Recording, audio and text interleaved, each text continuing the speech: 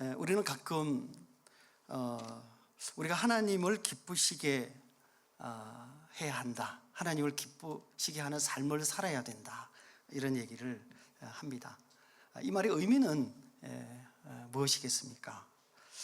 다양한 생각을 우리가 해볼 수 있겠지만 가장 근접한 의미는 하나님께서 원하시는 성도의 삶을 살아야 한다라고 우리가 생각해 볼 수 있을 것 같습니다. 오늘 성경 본문에 보면 이렇게 기록되어 있습니다. 그러므로 형제들아, 우리가 끝으로 주 예수 안에서 너희에게 구하고 권면하노니 너희가 마땅히 어떻게 행하며 하나님을 기쁘시게 할 수 있는지를 우리에게 배웠으니 곧 너희가 행하는 바라 더욱 많이 힘쓰라, 이렇게 되어 있습니다.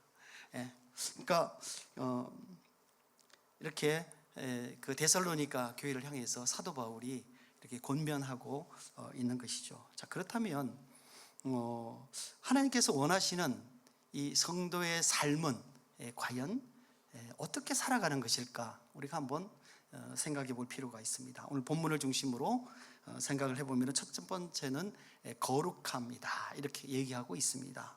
3절에 하나님의 뜻은 이것이니 너희의 거룩함이다, 이렇게 되어 있습니다. 그 당시에 데살로니가 교회는 이방이 대부분 그랬지만 이 교회 내에서도 이 성적인 문제가 상당히 심각했습니다.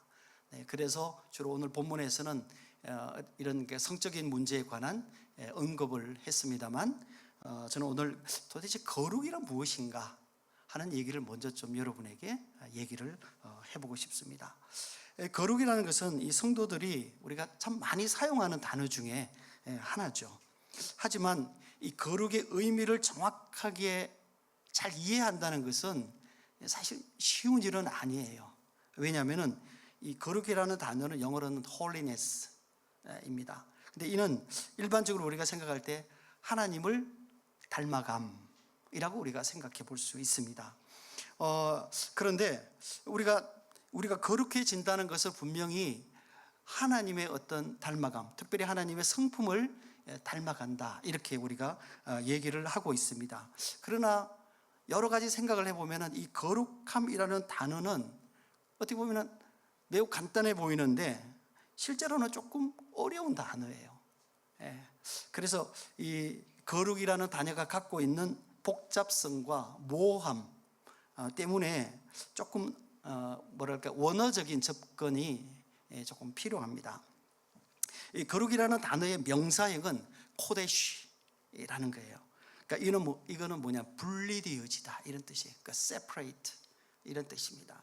이 분리되어진다는 것은 뭐냐면 우리가 신분의 어떤 그 정체성을 얘기를 하고 있는 것입니다. 이 분리라는 것은 하나님과의 관계에 의한 세상과의 분리를 얘기하고 있어요. 하나님과의 관계에 의한 세상과의 분리를 얘기하고 있습니다. 이런 매우 분명한 내용이죠. 왜냐하면 하나님과 세상은 분리되어 있고 우리는 하나님께 속해져 있기 때문입니다. 근데 이렇게 보면 매우 단순한데 이렇게 단순하게만 생각할 수 있는 내용은 아니에요. 왜냐하면 하나님께서는 이 세상을 창조하셨잖아요. 하나님의 이 세상의 주인이 하나님이시잖아요. 그리고 그 피조물 속에 하나님의 섭리가 있어요. 그런데 하나님과 세상이 분리되어져 있다, 이렇게 얘기를 하는 것은 사실은 조금 개념적으로 혼돈스럽기까지 한 거죠. 우리는 하나님의 형상을 닮은 존재로 창조되었지만 또 다시 우리가 우리의 그 선조인 아담이 타락해서 우리가 죄인이 되었지만 예수 그리스도로 말미암아 우리가 다시 하나님의 형상을 회복했습니다. 그러니까 그럼에도 불구하고 우리는 뭐예요? 이 땅에 살고 있다는 거죠. 그러니까 거룩이라는 것이 우리가 하나님을 닮은 존재로서의 우리의 어떤 정체성과 그 하나님을 닮은 정체성인 우리가 이 타락한 이 세상에 살고 있다는 것, 이것이 어떻게 보면 상당한 모순적 내용이라는 그런 거예요.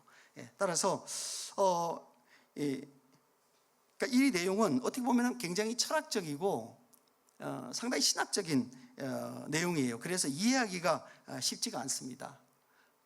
그러나 그럼에도 불구하고 우리가 이 내용을 잘 이해하는 것이 굉장히 필요합니다. 우리가 타락한 이 세상에 살고 있지만 그럼에도 불구하고 우리의 삶의 정체성, 우리의 존재의 정체성은 어디에 있다? 하늘나라에 있다. 하나님과 같이 있다라는 생각을 반드시 이해해야만 한다는 거예요.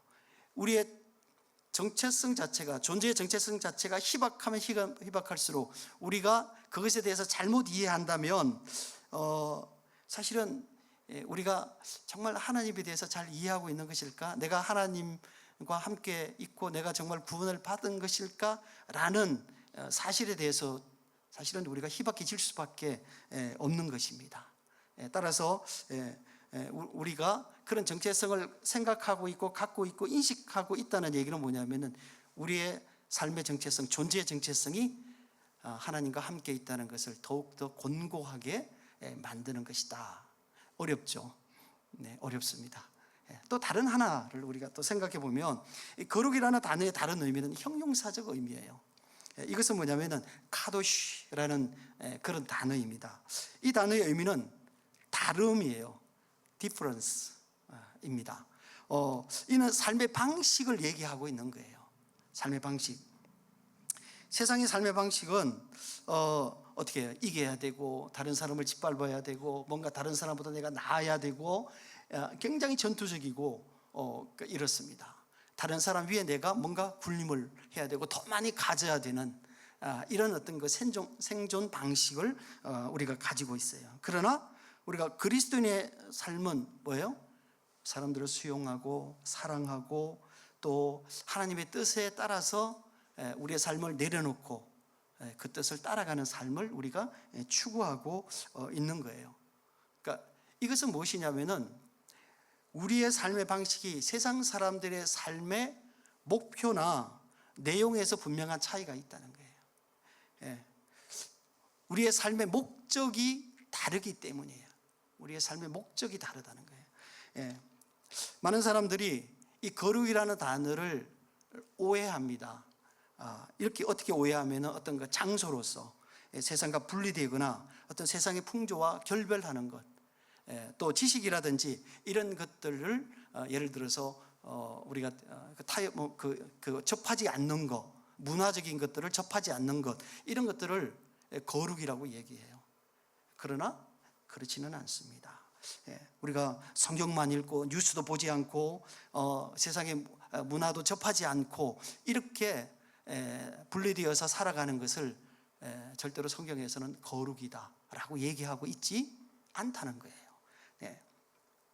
따라서 그러니까 이 그리스도인들이 거룩하지 못하는 것은 그렇게 살지 못하기 때문이 아니라 사실은 우리의 모습과 세상 사람들의 모습이 별반 다르지 않기 때문에 지탄을 받는 거예요. 저 사람들이 교회 다닌다? 저 사람들이 성도다? 저 사람들이 예수님을 따르는 사람이다? 라고 얘기할 때 분명히 그들이 생각할 때 자신들의 삶의 모습과 자신들의 삶의 방식과 그리스도인들의 삶의 방식이 달라야 된다고 생각하는 거예요. 그러니까 그게 성도들뿐만 아니라 믿지 않는 사람들조차도 그렇게 생각한다는 거예요. 그런데 다르지 않으니까 그럼 도대체 니네가 우리하고 다른 게 뭐냐? 라고 얘기를 하는 거예요. 그거 사실은 그런 어떤 그 다르지 않은 삶의 방식이 지탄의 대상이다라는 것 우리가 생각해 볼 필요가 있습니다. 히브리서 기자는 예수님께서 이 땅에 계실 때 우리와 동일한 유혹의 환경에 있었지만 죄는 없으시다고 얘기를 하셨어요. 이는 예수님께서 구속자로서 그의 존재성뿐만이 아니라 이 땅에서의 삶의 방식이 세상의 삶의 방식과 달랐기 때문이다. 우리가 이렇게 얘기를 해볼 수 있습니다. 예수님께서는 가끔 바리새인들이나 이런 서기관들에게 많이 지탄을 받았어요. 그게 뭐냐면은 너는 메시아라고 얘기를 하면서 너는 죄인들과 이렇게 어울리냐, 이렇게 그 사람들이 그렇게 지탄을 했단 말이죠. 그때마다 예수님께서 뭐라 그러시냐면은 건강한 사람에게는 의원이 필요 없고 병자에게만 의원이 필요 있다. 내가 이 땅에 온 것은 섬김을 받으려 하는 것이 아니라 도리어 섬기려 하고 많은 사람을 위해서 내 목숨을 주려 합니다. 이렇게 얘기를 했다는 것이죠. 따라서 예수님께서는 이 땅에서 자신의 삶의 모습과 내용이 사람들과 이 땅의 세상의 사람들과 본질적으로 다른 삶이라는 사실, 다른 목적이라는 것을 분명하게 하셨다 하는 것을 우리가 생각해 볼 수 있겠습니다.